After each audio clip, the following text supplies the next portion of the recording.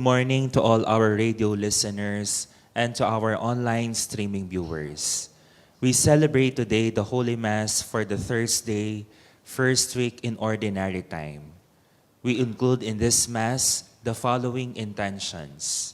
For the Thanksgiving of Alice Magno, Annalyn Miranda, Bonnie Ganya, Carmelita Milet Vergara Ocampo, and family, Clarita Arcega and family, Conrado and Marian Nunag and family, Cons Quizon, Dalia Dizon and family, Emeline and Annalyn Pare and family, First Calcutta Foundation Incorporated, Justin Carl Mercado, Merlin Ferreras Abelia, St. Ferdinand Medical Arts Building and St. Francis Academy. For the special intention of Asuncion Sampa, Donald Paul Dizon, Elis Joy, and Martin Rico Enriquez, Estrabilio Santos and family, John Kenneth Nuki and Valerie Apol Balagtas, Lenny Papio, Lita Guanlao, Myla Victoria Amorao, Marciano and Clarita Arcega, Mirasol Ahos and family, Pamela Nicole Pelayo, and Vincent Christopher Pare. For those who are celebrating their special day today, especially to Belia Manansala, Sophia Tricia May Manlapas, and Meredith Pineda Bundang. For the ordination anniversary to the priesthood of Reverend Father Danny Nakpil and Reverend Father John Floran Cortez.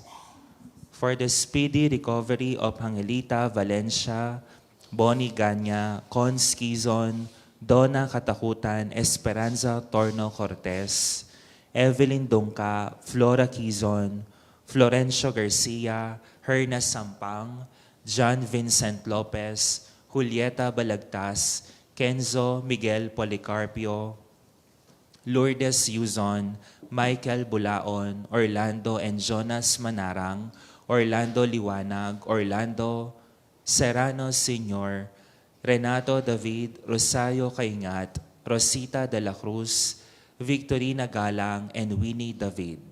For the repose of the soul of Antonina, Asuncion, Joel, Danica, Danilo, Divina, Dolores, Elmi, Francisco, Jean, Jesus, Elmer, Librada, Linda, Maximo and Cecilia, Michael, Nelson, Restituto and Primitiva, Francisco and Felicitas, Trinidad, Vicente Jr., Joel, Remeo, Janicet, Estelita, Jerwin, Jose, Eugenio, Eduardo, Raquel, Mamerto, and Roberto Reyes, and all the poor souls in purgatory. Our Eucharistic celebration will be presided by Reverend Father Joseph Mary D. Bacay, the station administrator of DWBL 91.9 Brad FM, the radio station of the Archdiocese of San Fernando, Pampanga. Together we sing the entrance hymn.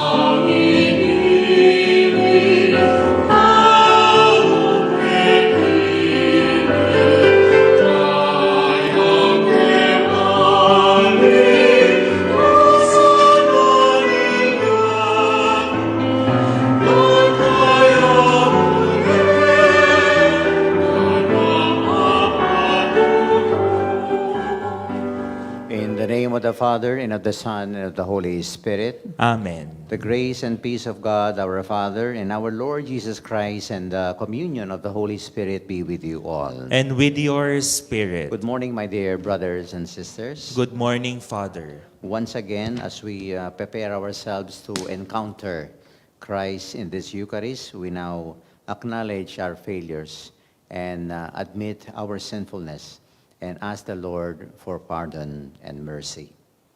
You were sent to heal the contrite of heart. Lord, have mercy. Lord, have You mercy. came to call sinners. Christ, have mercy. Christ, have mercy. You are seated at the right hand of the Father to intercede for us. Lord, have mercy. Lord, have mercy. And may Almighty God have mercy on us, forgive us our sins, and lead us to everlasting life. Amen.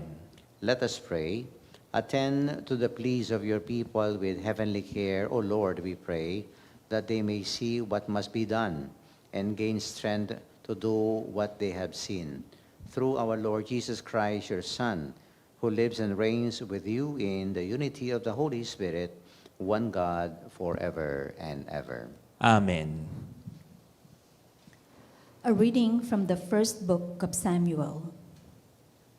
The Philistines gathered for an attack on Israel. Israel went out to engage them in a battle and camped at Ebenezer, while the Philistines camped at Aphek. The Philistines then drew up in battle formation against Israel. After a fierce struggle, Israel was defeated by the Philistines, who slew about 4,000 men on the battlefield. When the troops retired the camp, the elders of Israel said, "Why has the Lord permitted us to be defeated today by the Philistines? Let us fetch the ark of the Lord from Shiloh, that it may go into battle among us and save us from the grasp of our enemies." So the people sent to Shiloh and brought from there the ark of the Lord of hosts, who is enthroned upon the cherubim. The two sons of Eli, Hophni and Phinehas, were there at the ark of God. When the ark of the Lord arrived in the camp, all Israel shouted so loudly that the earth resounded.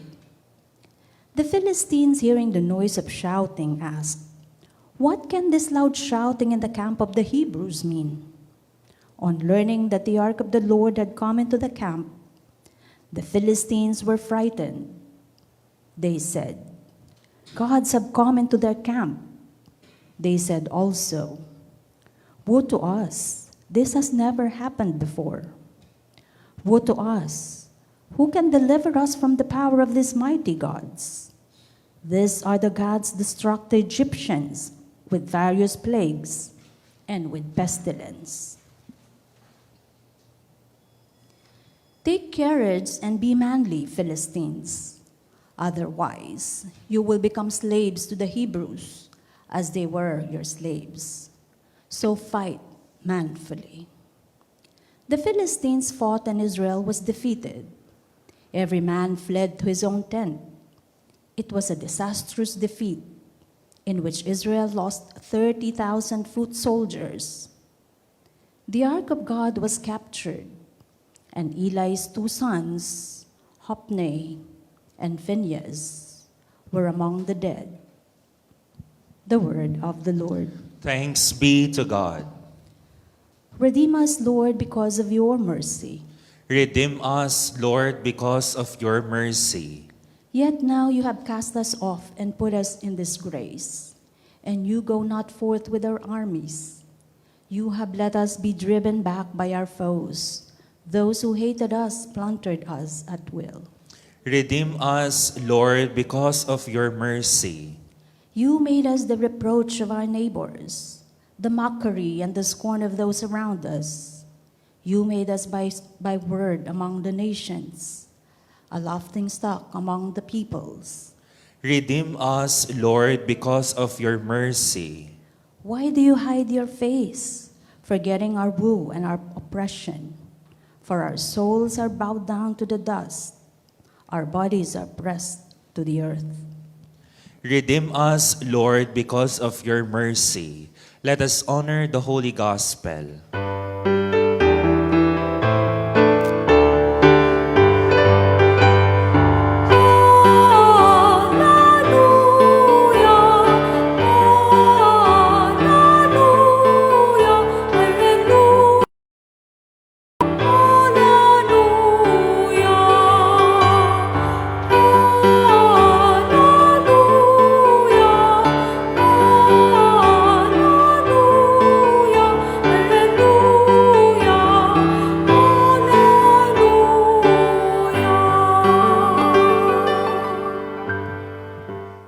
be with you. And with your spirit. A proclamation from the Holy Gospel according to Saint Mark. Glory to you, O Lord. A leper came to him and kneeling down begged him and said, "If you wish, you can clean me." Moved with pity, he stretched out his hand, touched the leper, and said to him, "I do will it, be made clean." The leprosy left him immediately, and he was made clean. Then, warning him sternly, he dismissed him at once. Then he said to him, "See that you tell no one anything, but go show yourself to the priest and offer for your cleansing what Moses prescribed, and that will be a proof for them." The man went away and began to publicize the whole matter. He spread the report abroad so that it was impossible for Jesus to enter a town openly. He remained outside in deserted places, and people kept coming to him from everywhere. My dear friends, the good news of our salvation. Praise to you, Lord Jesus Christ. Good morning to everyone. Good morning, Father. Yeah, we pray for Father Carty. I think he's sick. Okay, ano sana, no? The soonest possible time. No? Speedy recovery para kay Father. Anyway, as you all know, no? During this month of January, we have two very popular local celebrations, no? Our devotion to the Black Nazarene, alam natin yan, no? And of course, this upcoming feast of the Santo Niño. Yan, hi sa mga former parishioners. And alam niyo, pagka may mga piyesta, ito to, Nazarene and Santo Niño, ang daming nagpapabless na mga images ng Black Nazarene, no, and Santo. In fact, VIP mentality, no, VIP card mentality. May nahuling ang isang mama, no, nahuli sa traffic enforcer. O imbes na magpasori at acknowledge yung yung kanyang traffic violation, ay linabas yung wallet. At sinabi niya, no, hindi mo ba kakilala itong nakapirmang ito? Sabi niya, baka maalis ka sa trabaho. Si General ito, ang nakapirma. Something like that. No? Kung minsan may mga mentality tayong gano'n, no? Yung iba sa atin nananampalataya, no? Parang yun nga, sa storya, it is not really the goodness of the general whose signature appeared there. No? I think yung card mismo, no? Parang doon yung confidence ng tao, something like that. Why am I saying this? You know, the story in the first reading today, yan, binasa ni Weng, haba nito. Parang ganito itong mentalidad ng mga Israelitang ito. Because they were waging war with, what is this? Itong mga Philistines na to, malalaki. No? Malalaking mga tao ito. No? You remember, ano ba ito? David and Goliath, di ba? No? Very fierce ang mga Philistines. That's why look at this. Ang unang lusod nila, 4,000. Namatay, 4,000 na Israelita. Anong inisip na itong mga Israelita? Bakit pinabayaan tayo ng Diyos? No? So anong ginawa nila? Naku, ito, yung anting-manting mentality. Anong ginawa na? Sabi ng mga Israelitang ito, well, no, let us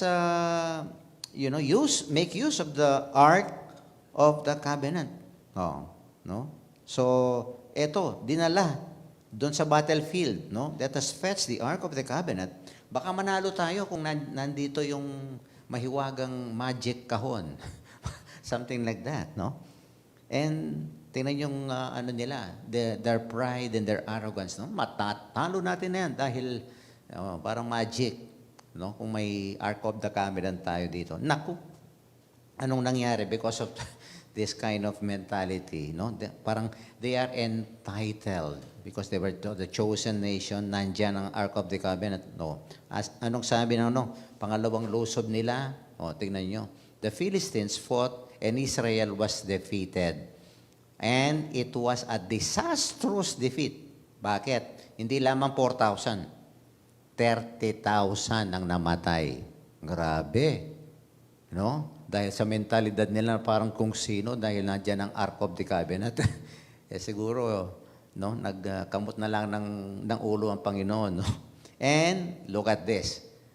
The Ark of the Covenant was captured. Nako. And, the two sons of Eli, sabi dito, were among the dead. No? What am I saying this? I think let us try to come out of that kind of mentality. It is not objects. It is not religious items, no? It is not per se the ark, no, which is the object of the religion that should be there as they fight these Philistines. But they have to have that humble trust, surrender themselves, because only God can really defeat these Philistines, no? These Philistines.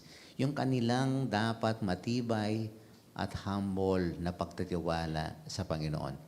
And ito yung humble na pagtitiwala. Ito yung nakita natin dito sa ating gospel. The leper. Walang VIP card ito. Walang lucky charm ito. No? Walang parang anting-anting ito. No? And what this leper possessed when he saw the Lord? Ito, ang dala-dala niya, yung sakit niya. No? The leprosy, and of course, that humble plea for help. Okay? Yung kanyang marudubing, parang nakikiusap. Look at this, sabi niya, if you wish, you can make me clean. Wow. I think that really softened the heart of the Lord. No? Alam natin yan. Pagka nandun yung, di ba, pagtitiwala natin, pagpapakumbaba, that we do not rely on anything else, even our own strength, but the mere fact that we believe, in God's providence, in God's mercy, that we humble ourselves. Kung mamarapatin mo, Panginoon, no sense of entitlement. Not unlike the Israelites in the first reading today. Ano kung minsan, ugali natin yan, no? Lord, nagsisimba naman ako eh. Dapat naman, di ba? Makahanap ako ng trabaho. Something like that. Mag-serve ko kayong pisamban, gino ko naman. Dapat ating ko special treatment kaya ka. Something like that.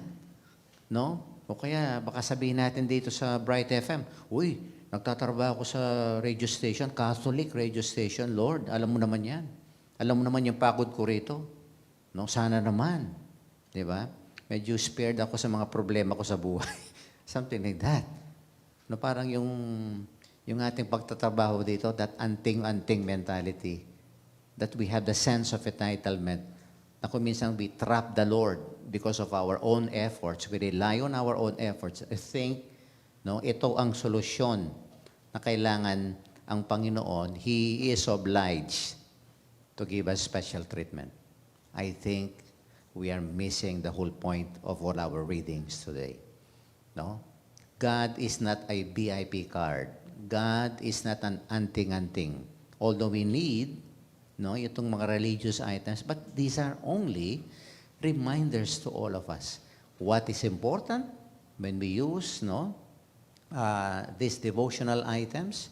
Nandoon, ito nga, yung pagsusumamo natin, yung pagpapakumbaba natin, that we do not rely on our own strength, that we do not believe that we are indispensable, na para bang walang pwede makakapalit sa atin. Just like the Israelites, malakas kami dahil kakampi namin nandito yung Ark of the Covenant. O ito, natalo sila. Because I think that is a humbling experience that God allowed to happen so that these Israelites will not trust in the object of that religion, the Ark of the Covenant, which is really a very religious item. Diba? Pero wala yung relasyon nila sa Panginoon. Kaya siguro, let us imitate this beautiful example of the leper. Let us come out of our anting-anting mentality or our sense of entitlement.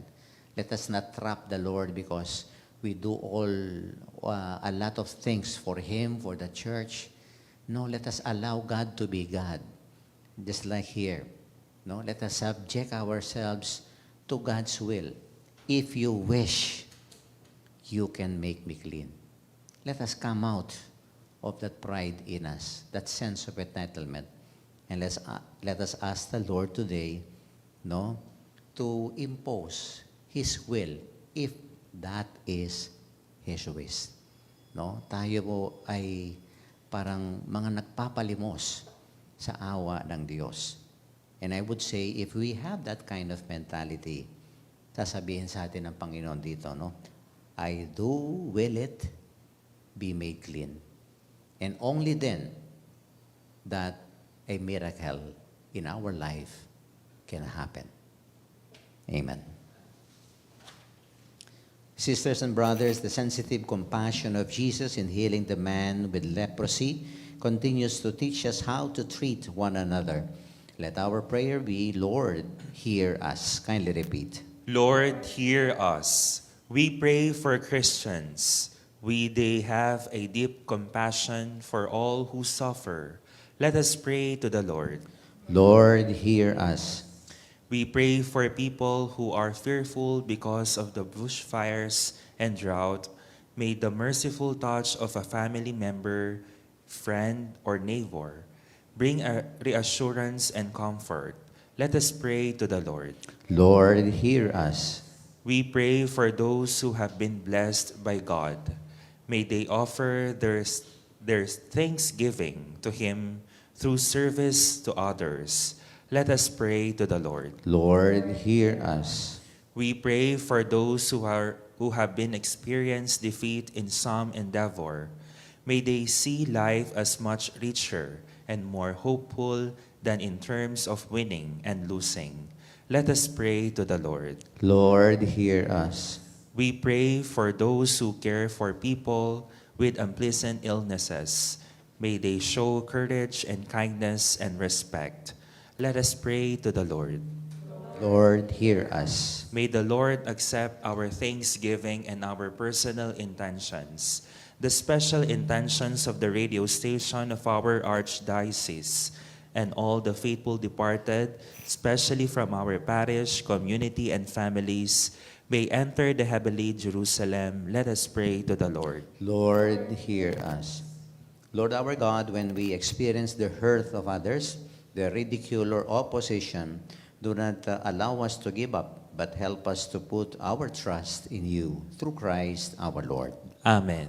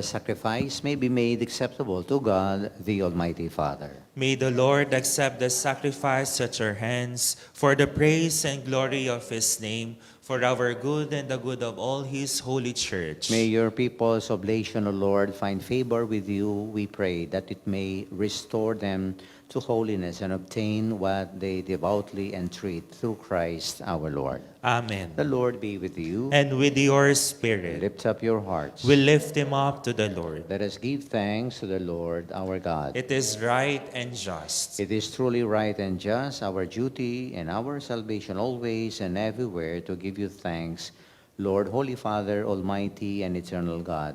For you so loved the world that in your mercy you sent us the Redeemer to live like us in all things but sin, so that you might love in us what you have loved in your Son, by whose obedience we have been restored to those gifts of yours, that by sinning we had lost in disobedience.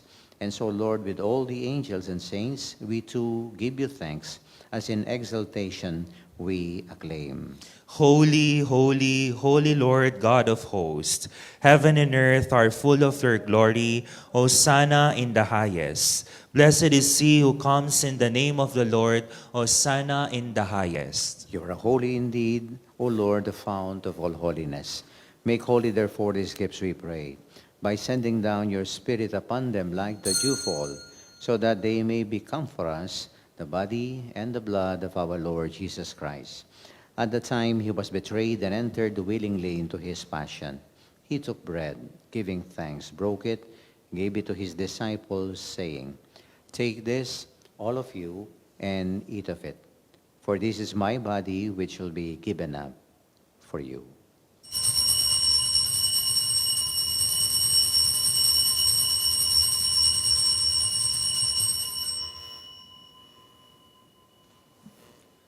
In a similar way, when supper was ended, he took the chalice and once more, giving thanks, gave it to his disciples, saying, "Take this, all of you, and drink from it. For this is the chalice of my blood, the blood of the new and eternal covenant, which shall be poured out for you and for many for the forgiveness of sins. Do this in memory of me."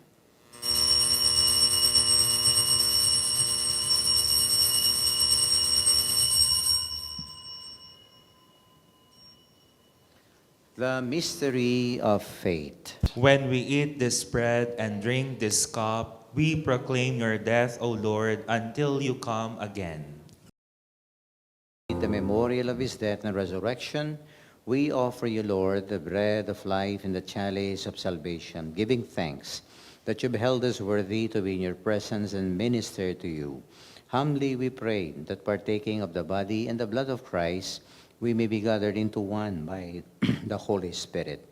Remember, Lord, your church spread throughout the world. Bring her to the fullness of charity, together with Leo XIV, our Pope, our Archbishop Paciano, Florentino and Paciano, our bishops, and all the clergy. And remember also our brothers and sisters who have fallen asleep in the hope of the resurrection, and all who have died in your mercy. Welcome them into the light of your face. Have mercy on us all, we pray, that to the Blessed Virgin Mary, Mother of God, with Saint Joseph, her spouse, with the blessed apostles and the saints who have pleased you throughout the ages, we may merit to be co-heirs to eternal life and may praise and glorify you through your Son, Jesus Christ. Through him, with him, and in him, O God, Almighty Father, in the unity of the Holy Spirit, all glory and honor is yours forever and ever. Amen. As one family, let us now together sing the prayer our Lord Jesus himself taught us.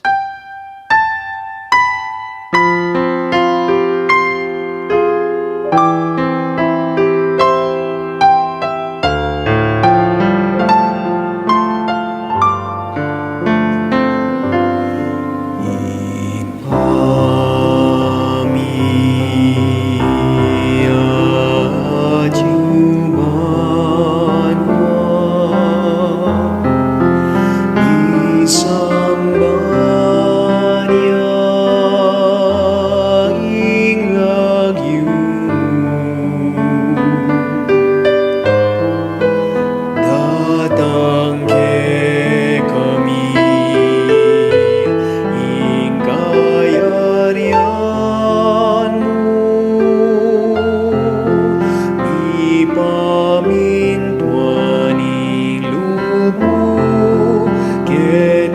isulip antibano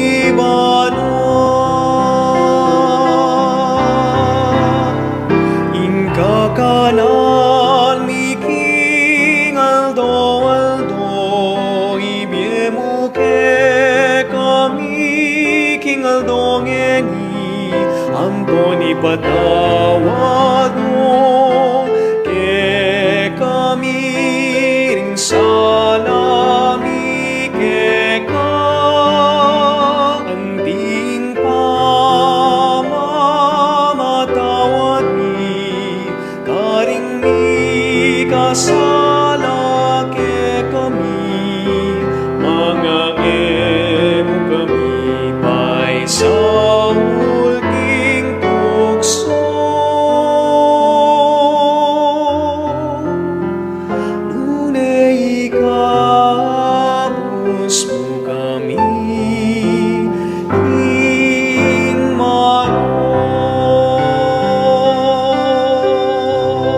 Deliver us, Lord, we beg you from every evil. Graciously grant peace in our days, that by the help of your mercy we may always be free from sin, safe from all distress, as we await the blessed hope and the coming of our Lord and Savior, Jesus Christ. For the kingdom, the power, and the glory are yours, now and forever. Lord Jesus Christ, you said to your apostles, "Peace I leave you, my peace I give you. Look not on our sins, but on the faith of your church, and graciously grant her peace and unity in accordance with your will, you who live and reign forever and ever." Amen. The love and the peace of the Lord be with you all. And with your spirit. Let us now offer each other the sign of peace. Kapayapaan po.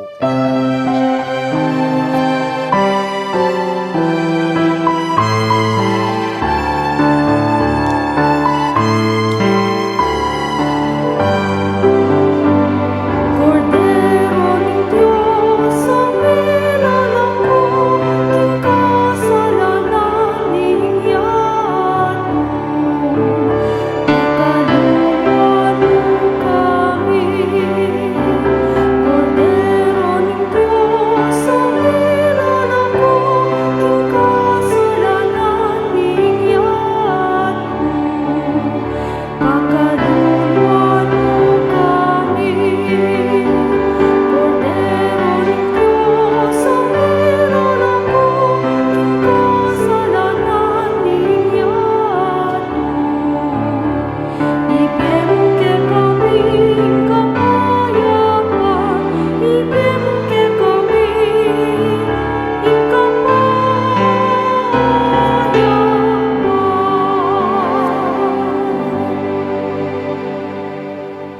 My dear friends, this is Jesus, the Lamb of God, the source of everlasting life. Happy are we now ready to receive him in this holy communion. Lord, I am not worthy that you should enter under my roof, but only say the word and my soul shall be healed. The body and blood of Christ bring us all to everlasting life. Amen.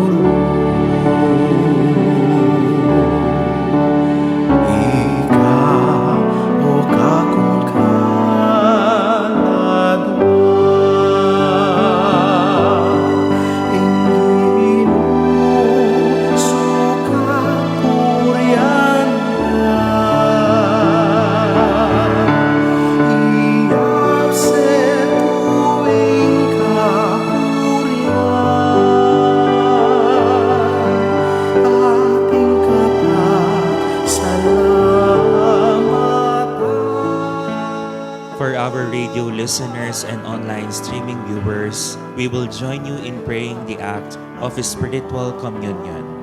My Jesus, I believe that you are present in the most holy sacrament.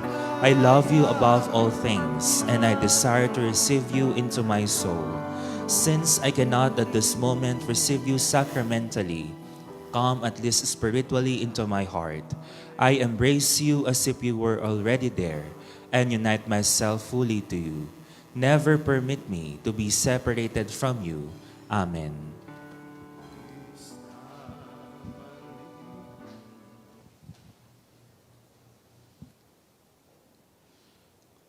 Let us pray. Humbly we ask you, Almighty God, be graciously pleased to grant that those you renew with your sacraments may also serve with lives pleasing to you through Christ our Lord. Amen. The Lord be with you. And with your spirit. And may Almighty God bless and keep you, the Father, the Son, and the Holy Spirit. Amen. We have celebrated God's love in this Eucharist. Go now in peace and share this love to one another. Thanks be to God.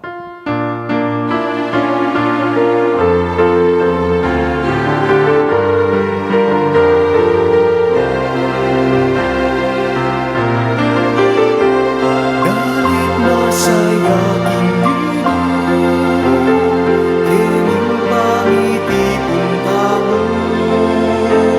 Purihan, samba niya at pasalamat